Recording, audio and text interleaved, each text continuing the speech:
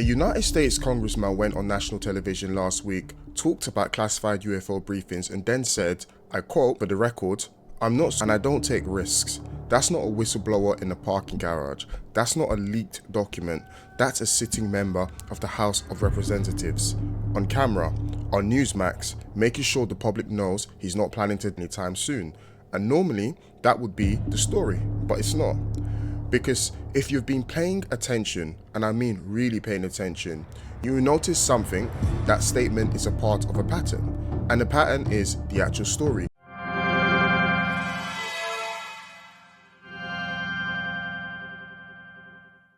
Because right now, in April 2026, we are closer to a full UFO disclosure than we have ever been in history. Our former president said aliens are real on a podcast. Are aliens real? They're real, but I haven't seen them, and they're not being kept in, what is it? Area 51? Area 51. There's no underground facility, unless there's this enormous conspiracy, and they hid it from the President of the United States. What was the first question you wanted answered when you became president? Where are the aliens? Where are the aliens? The current president ordered the Pentagon to release the files. Something that got a lot of attention this week. Barack Obama said that aliens are real. Have you seen any evidence of non-human visitors to Earth? Well, he gave classified information. He's not supposed to be doing that. You know? So aliens are real? Well, I don't know if they're real or not. I can tell you he gave classified information. He's not supposed to be doing that. He made a big mistake. He took it out of classified information. No, I don't have an opinion on it. I never talk about it. A lot of people do. A lot of people believe it. Do you believe it, Peter? Well, the president can declassify anything that he wants to, so if you want to make an announcement. I may get him out of trouble by declassifying. We know illegal aliens are real.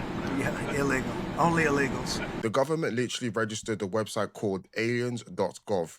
Congress is demanding 46 classified military videos with a deadline of April. And lawmakers demanding that federal agencies turn over a dozen of classified UFO videos, and they only have around a week to do so. Representative Anna Luna of Florida sent a letter to Secretary of War Pete Hegseth requesting 46 specific videos of UFOs by April 14th. Now, the letter says the purpose is that UFO objects pose a, quote, very real threat near U.S. restricted airspace. Lawmakers seeking the footage for spherical, cigar-shaped, and tic-tac-like objects observed over war zones, oceans, and restricted airspace. 14th, that's next week. A retired Air Force general who's been named as the gatekeeper of the UFO secrets has vanished from his home. And the congressman is publicly stating that what he's been shown would leave the country, quote, unglued. Every single one of those things is real. Every single one of those things happened in the last 8 weeks, and not a single page has been declassified. Not a single frame of footage has been released. Not one. So what's actually going on? Let's rewind to February the 14th, Valentine's Day. Barack Obama sat down with podcaster Brian Tyler Cohen for an interview. Towards the end, Cohen threw him a lightning round. First question, are aliens real? Obama's answer, they're real, but I haven't seen them, and they're not being kept in Area 51. There's no underground facility unless there's the enormous conspiracy, and they hid it from the President of the United States. Now, Obama walked that back the next day on Instagram. He was just riffing on probabilities. Following a media frenzy over his comments, Obama took to Instagram to clarify his statement. He said, quote, statistically, the universe is so vast that the odds are good there's life out there. But the distances between solar systems are so great that the chances we've been visited by aliens is low. And I saw no evidence during my presidency that extraterrestrials have made contact with us. Really. So it seems there's still no hard evidence of life outside of our planet. Yet. The universe is big. Statistically, life probably exists out there. E.T. Cetera. Standard clarification, but it didn't matter. The clip went viral, and 5 days later, on February the 19th, a Fox News reporter asked Trump on Air Force One, so aliens are real? Trump's response, I don't know if they're real or not. I can tell you he gave classified information. He's not supposed to be doing that. Then, Trump said he might declassify UFO files to get Obama out of trouble. Hours later, he posted on Truth Social, directing the Secretary of War and other agencies to begin releasing government files related to alien and extraterrestrial life, UAPs and UFOs. And just like that, disclosure was back on the menu. Now, here's where it gets interesting, because after that, Truth Social post, the machine started turning. Defense Secretary Pete Hegseth told reporters the Pentagon was working on it, said he didn't have it on his bingo card, but they were digging in. 3 days ago, President Trump directed you to begin the process of identifying and releasing the UFO and UAP files. Did you ever think that you would be the Secretary of War in charge of potentially declassifying extraterrestrial life to the American people? I did not. I did not have that on my bingo card at all. And are you prepared to do that now? Of course. We've got our people working on it right now. I don't want to oversell how much time it will take, right? We're digging in. We're going to be in full compliance with that executive order, eager to provide that for the president. So there'll be more coming on that as far as the process of what we'll do. And what sort of time frame? Do you have any sense for how long this is going to take? I don't have a time frame for you yet, but stand by. We'll get it for you. And do you think the latest on what's happening? What?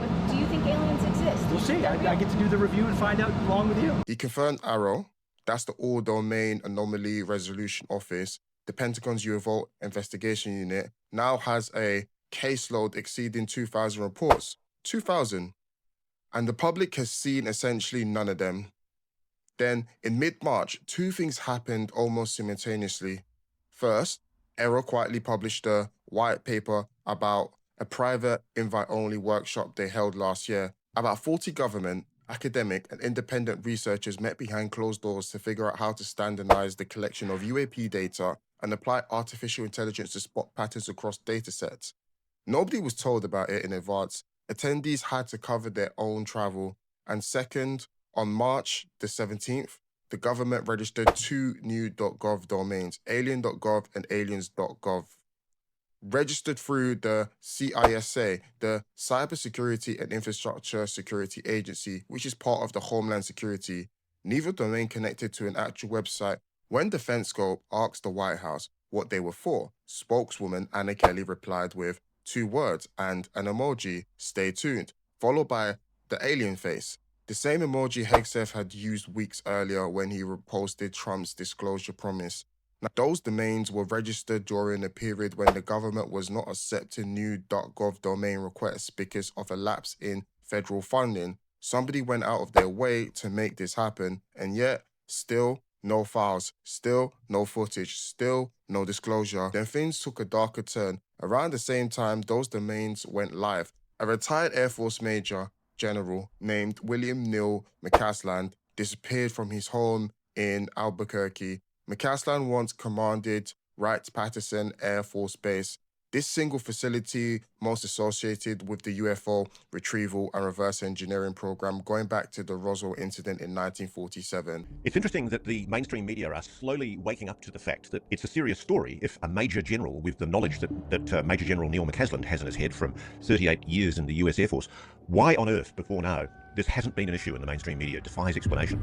The plot gets thicker though, because we still, I think, what is it, we're 11, nearly 12 days in now, and frankly there's no sign of the General. I sincerely hope for his wife Susan and family that there's soon a resolution to this mystery.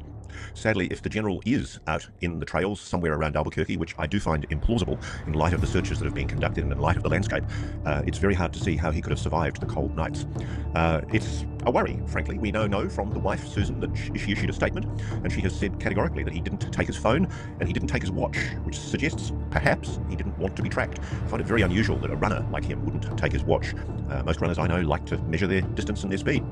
So it's a big question mark at the moment. I've had a few calls from people, including people in the security industry in the area, who've raised, I think, very legitimate questions about why there hasn't been a mobile phone alert, which there normally is for a missing person. I've been in the States when there's been mobile phone alerts and there's a missing child. Why hasn't there been one issued for the General? Is someone trying to keep this search low key? I don't think that's going to work. The level of public interest in the disappearance of the General is off the scale. And really, I mean, it's not a beat up to say that his disappearance is a grave national security concern. It really is. This is a man who was at the top of the Pentagon. He supervised special access programs for the Defense Department. He ran the Air Force research laboratories and was privy, right up to 2013 when he left the service, he was privy to quite extraordinary weapons aerospace development that frankly has continued to this day. Before he vanished, McCasland reportedly told people he was experiencing mental fog. He stepped down from several groups he was involved with. Authorities later recovered a shirt and a hiking boots. But his wallet, a revolver, and a red backpack are still missing.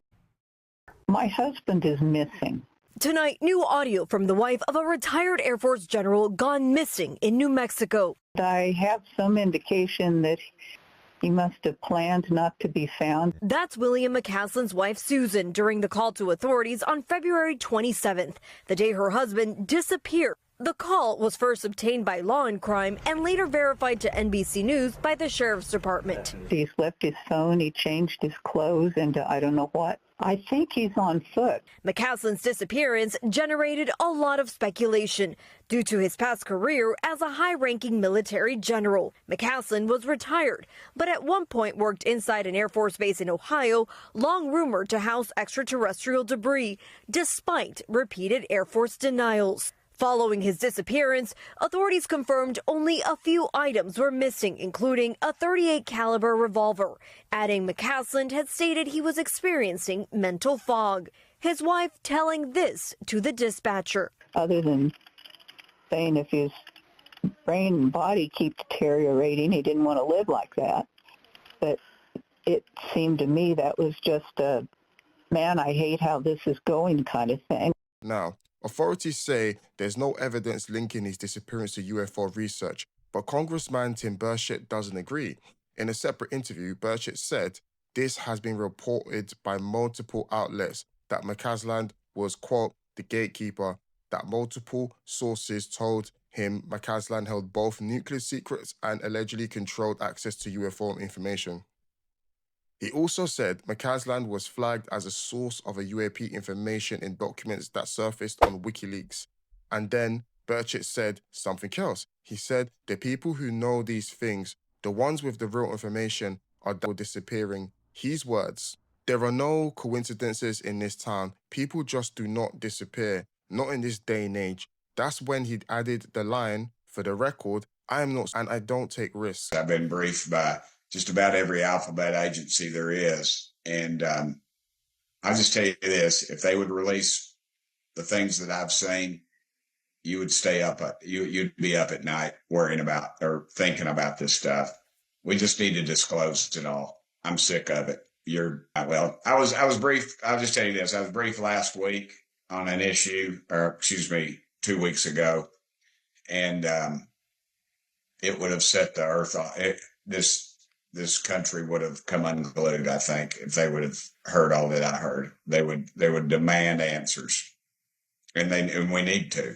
But it's never going to get. Unfortunately, it just keeps getting covered up, and the people that know are disappearing, as the case may be.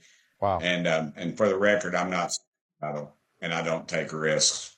On April the 2nd, Burchett went on Newsmax and escalated further. He said he's been briefed by just about every alphabet agency, and a classified session he attended roughly 2 weeks prior contained information that would have, his words, set the earth on fire. He said the country would have come unglued if the public heard what he heard.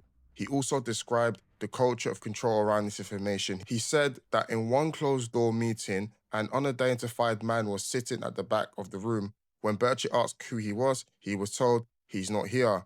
He described being told by an unelected bureaucrat that the President of the United States is on a need-to-know basis, the President on a need-to-know basis, about information that the President himself's ordered released.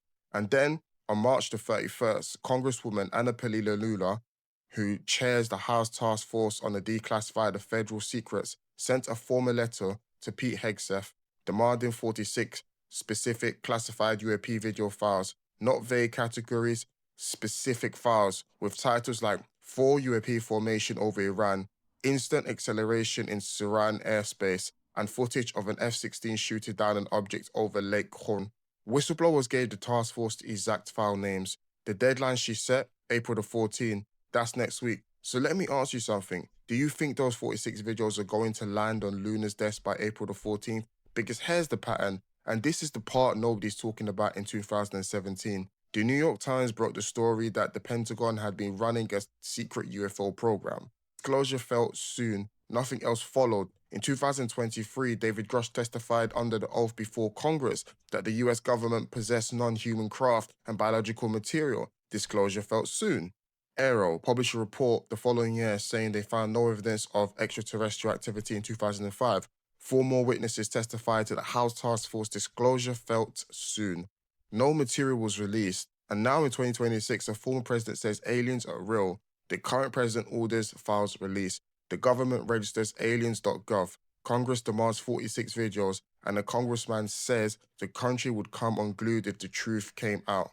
Disclosure has never felt more soon, and I'm going to predict right now, nothing will be released. The deadline will pass. There will be an excuse. Classification concerns, national security, ongoing reviews, sources and methods. And in 3 months, there'll be another bombshell hearing, another viral clip, another podcast moment, another deadline, and the cycle will repeat, because the disclosure that never comes is not a failure of the system, it is the system. Perpetual, almost disclosure serves a purpose. It keeps the topic credible enough that serious people engage with it, military pilots, members of Congress, former presidents, but it never crosses the threshold into actual evidence. It's always 5 minutes away, always next week, always stay tuned. And if you're asking who benefits from that, from a public that is permanently primed for revelation but never receives it, I'd say that's a better question than whether aliens are real. I'm not saying there's nothing out there. I'm saying the machine that controls the information has been running the same play for 80 years. And right now in 2026, it is running it better than it ever has. April the 14th, next week. Let's see what happens, but I wouldn't hold your breath. Guys, if you're liking this and you're loving my channel, please give me a like and subscribe. It would go a long way. I'd love to discuss this more. I'd love to get deeper, and I'd love to go longer and deeper. But of course, I'd love some energy, you know? Get a community down and let's discuss. And I want to do some longer videos, more deep dives. Thank you so much for taking your time to watch this. I really appreciate it. Subscribe and like.